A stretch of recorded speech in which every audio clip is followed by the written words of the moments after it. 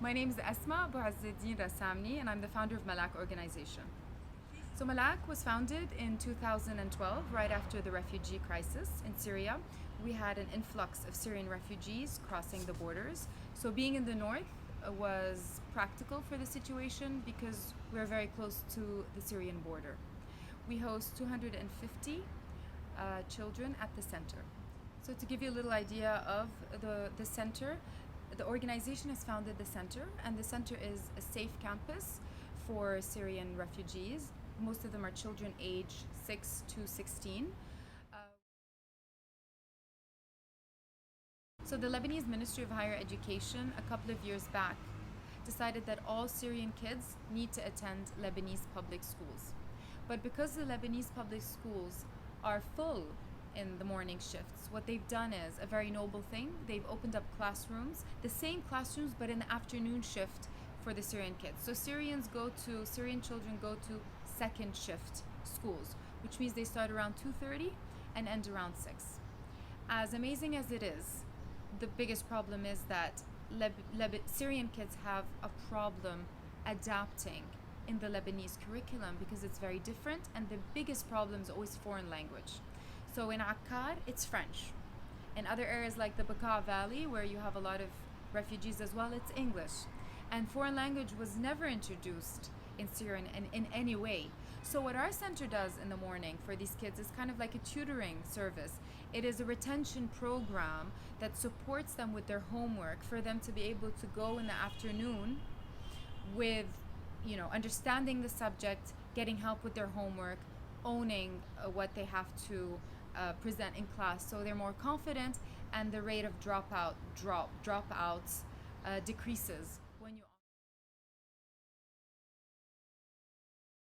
Northern Lebanon is one of the most vulnerable regions in the country, and it hosts one of the poorest communities. So Northern Lebanon alone hosts 250,000 Syrian refugees, and most of them live in camp settlements. So the center being in that location is perfect for the families in the camps to be able to access the center, because there's a big problem with transportation, and so being so accessible makes it very practical, and families feel that their children are going to a safe place and that they know what's going on. So they're not just going out far away, they're very close, and that's part of their safety mechanism because of war. War creates a lot of anxieties and lack of trust.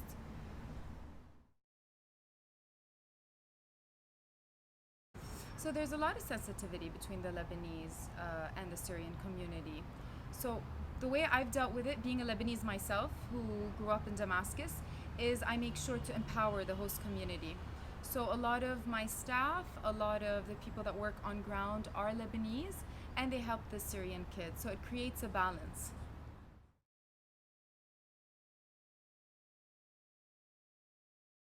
Well, children are children. They don't have an adult brain, so as long as they're taken care of and loved, and they don't feel neglect, and they feel safe, they're dealing with it quite well, and they're sponges. They're absorbing a lot more than their parents, actually, and that was another challenge that I wanted to talk to you about. We have a lot of obstacles related to dealing with parents and trying to change a lot of the thinking stream that they used to have back in Syria, trying to explain to them how important it is for their children to stay in education and not to lose track.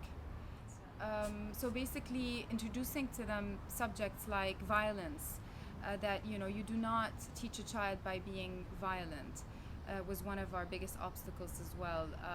Explaining to them the fact that children need to be consistent in their education. They need to come every day. They need to respect time. That also was unfortunately non-existent. Explaining to the parents how important it is to do family planning. The number of kids they have is just incredible, and it's creating stress. Talking about family planning is an obstacle for them. They get insulted, like this is not supposed to be a subject. So introducing them to early marriage, for example, that your daughter is 16, that's not an age where a girl should be married, was also an obstacle. Early labor was another obstacle. My son can help me generate income for the household is more important than having them in a center getting educated. These were one of our biggest challenges. And I always say that when you're able to break that, you change the radical mind. And the radical mind is not what media shows it, where it's about killing and terrorism. A radical mind is a mind that thinks early marriage is okay, is a mind that thinks going out and working dangerous jobs at the age of 12 is okay.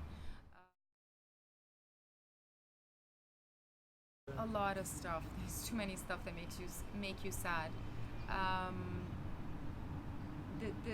the saddest story for me was one of our star students who was 15 years old, and she was right about to sit for the brevet exams that I told you about, stopped showing up, and then we heard that she was um, very violently beaten up by her father and sent to Erez, which is very far from here, and she was forced to get married to an elderly man. So we say he's around 40, not elderly for us, but elderly for her, and we lost her. And she was one of the girls that met Malala. Remember, they met Malala, and they were like influenced by her story, and she's married today. I don't know if she's had any kids yet, but it's very sad because she was just about to sit for exam, and we knew that she was going to pass without any support because she was, yeah. And we called the authorities and we tried to do everything at the judicial system. And apparently, if she consents, you can't say no. And she consented because she was so hurt and violently abused that she said yes. But we knew that she said yes just because she didn't want to go through more physical violence. Yeah. After observing many families and being on ground in the different camp settlements, we realized that the worst form of violence actually is neglect. Children are being neglected by their parents because they are overwhelmed, because they have so many siblings, because they don't have time for them, because their parents themselves are depressed and sad and don't have a healthy, structured life, that these kids end up neglected, and sometimes they have to do things that they shouldn't be doing, like taking care of their younger siblings instead of doing homework. Sometimes even crossing the road with their younger sibling, where they're 6 and 7. The older child is 6 or 7. Holding a 2-year-old walking around is also very dangerous. So this is one of our biggest problems as well, neglect. We do a lot of work with women, and we explain to them that it is we get teachers to talk to them about their rights, first and foremost, to prioritize their well-being, because what they tend to do is want to make sure the whole family is okay, and they forget about themselves. And many women go through a lot of depressions, they don't know their self-worth, and which makes them become a less efficient parent. So we tried to do a lot of workshops related to what is your position in the family. If you take care of yourself, then you can take care of the entire family. The entire family does not have to rely on you choking you while you don't really know what you want. There's another thing which is totally different, which is the violence. Many women are subject to violence, which keeps them silent. And so when they do these workshops, they do forum groups, they tend to open up. And I think that when a woman releases that secret, they release a burden. And they start to behave differently with their spouses. And they come back to us, and we make sure that they get the help that they need to be able to stop being victims of a violent, abusive marriage, which a lot of women are, and also to set examples for their daughters and for their sons that this is not the right setting.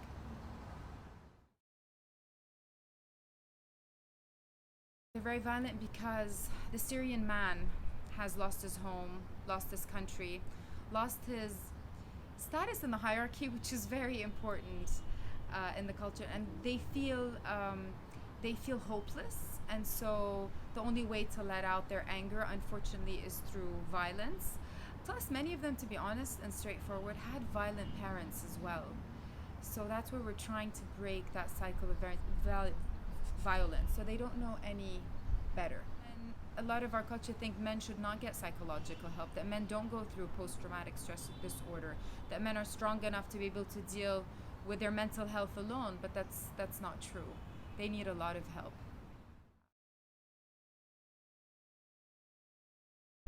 I truly believe that the situation hopefully will improve, because if you have a generation that is not losing 6 years of their education, of their basically education years, being victims, what they're actually doing is they are studying, they are learning more, and they have a hope that they are going to go back and rebuild their country. So they're going to be the future doctors, the future architects, the future philanthropists, the future everything for their country, because they're learning and because they have hope.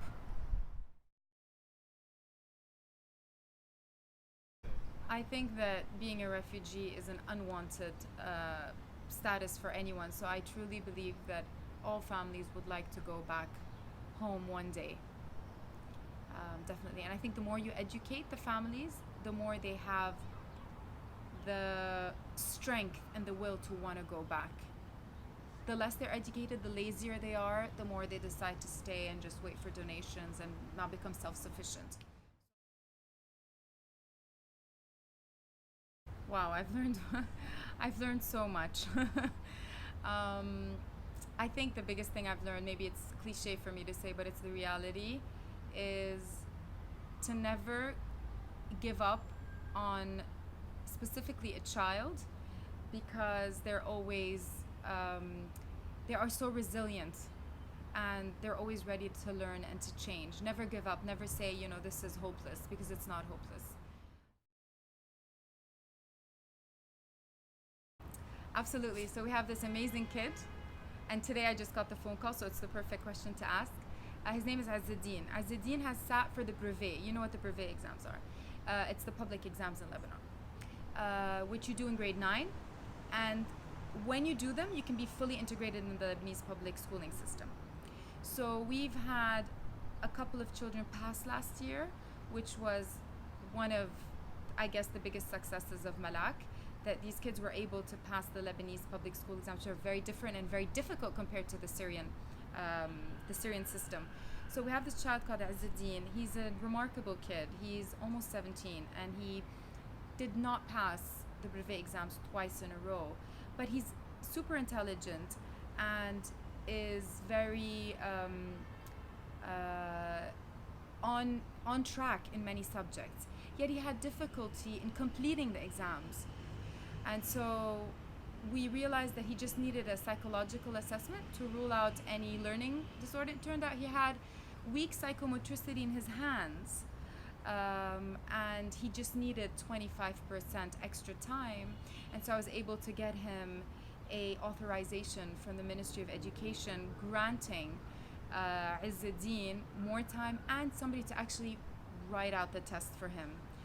So we got the okay, and now he's going to sit for the exam in a specialized center with a mentor, get the 25% extra time. Because I knew if we hadn't offered that for Izzeddine, there was no way he was going to sit again for the exam, and we were going to lose him. I mean, he would not come back to the center. So this for me was a very big accomplishment.